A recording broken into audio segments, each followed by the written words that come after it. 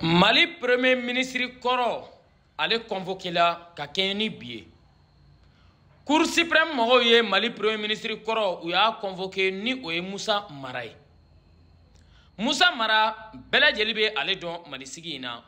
Mamino ame domina ekomi bi depuis transition inana Moussa Mara allait gabo wati ni transition et la nini doke Moussa Mara allait maye mami bebo ka fela fo wati dola transition nga décision talendo be be Moussa Mara ma wati dola transition nga décision talendo be o te be Moussa Mara ma abebo ka hakilnata di ola o Moussa Mara ko o de convoquer no noke ibeke ka premier ministre Koro Moussa Mara allait convoquer no cour suprême moko fe no e kiri tigilamaw ka yoro belebeleba bela yoro belelobay kakeni biye marsi kalo kile nani san bafla san muga ani duru yananga do anga video kono nini mogo shenfolo e kanga video yi anyele no ife iki abonné page la ika j'aime kelempe iko ta video kan o be keso be video nbe garantie video nbe sécuriser kosobe munu mago fene bala kaddo anga WhatsApp groupe la adale leno WhatsApp groupe yi nyobe nyobugu takambala ni bi feka do anga WhatsApp groupe la sharia do be ame olu nyefo ine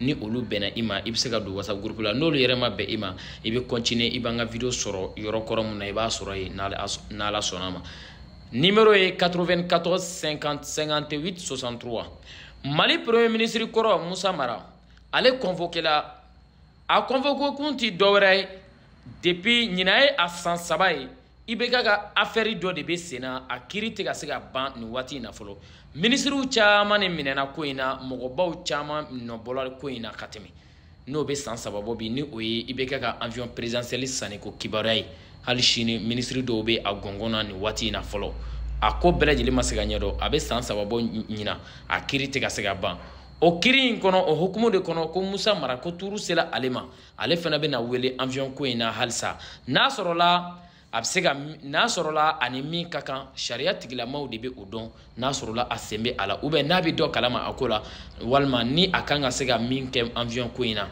anta don koni akobe na laba nyemi mangani wati na koni a convoquer no Moussa Mara fana ale bola ay lase doke aka bololo siraw sanfɛ aya yira kanu baga bele jella ka fo mogo kana nan ke ko baye mogo kana na ke ko suya doy Sulema ale bina ta wele jabi ka keni mercredi no chini février kalo kle muka ani duru ko mogo shikana na akoke ina fo ko were ale beta dron abeta wele jabi convocation ne do abeta jabi oh angon sigile no anta do amba nyina o fe o be sokolenga to anga page sans fait nala sona mana ki baro afenve soro malikola sanga ani wati nansela ka wati sela ka permettre ka mi lakale ame o lakale bela jeli kuloka salam à vous tous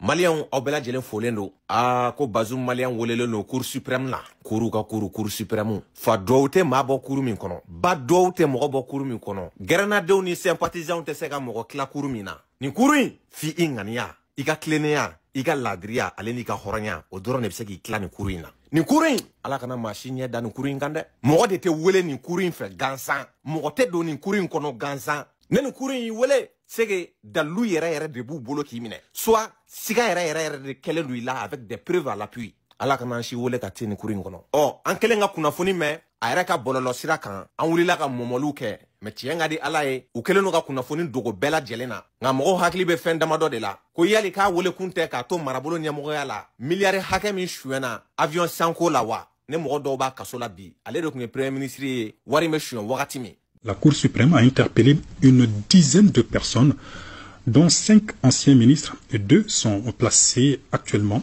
sous mandat de dépôt. Pour en savoir davantage, l'OATM est allé à la source.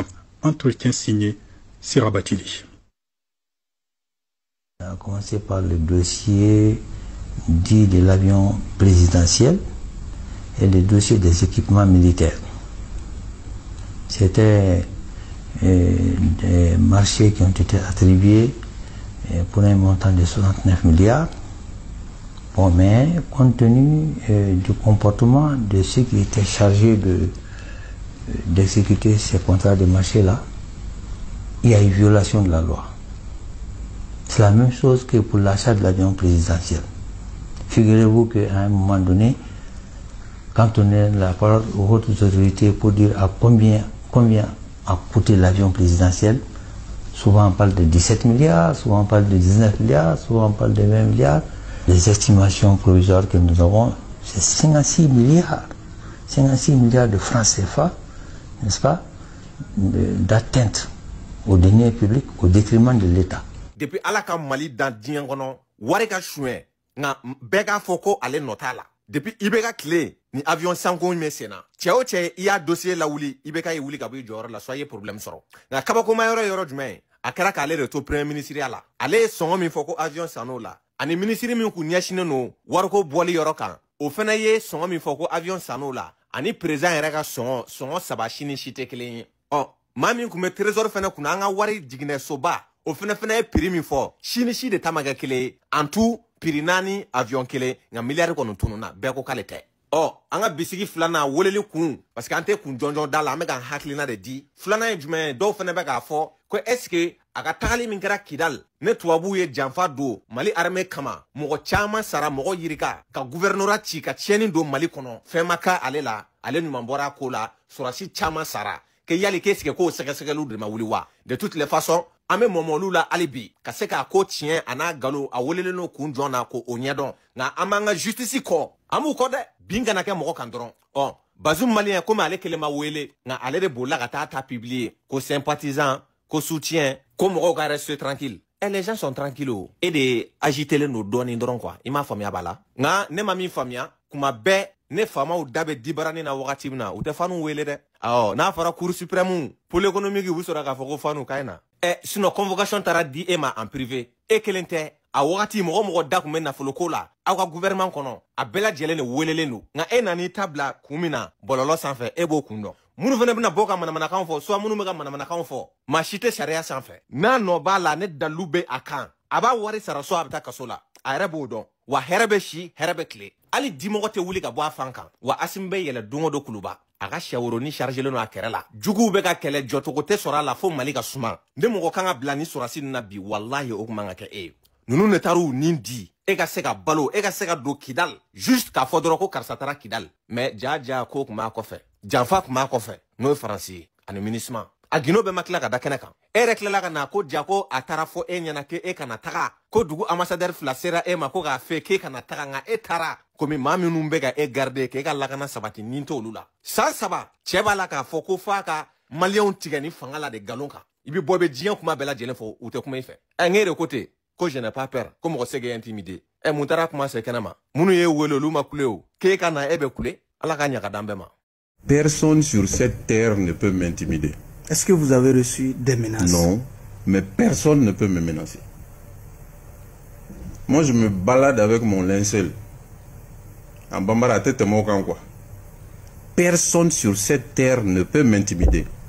Et personne sur cette terre ne peut me menacer. Qu'est-ce que cela veut dire? Qu'est-ce que cela veut dire? On peut m'arrêter. Qu'est-ce que cela veut dire? Vous vous adressez à qui déjà? Non, personne ne peut vous intimider. Oui. Personne ne peut vous menacer. Oui.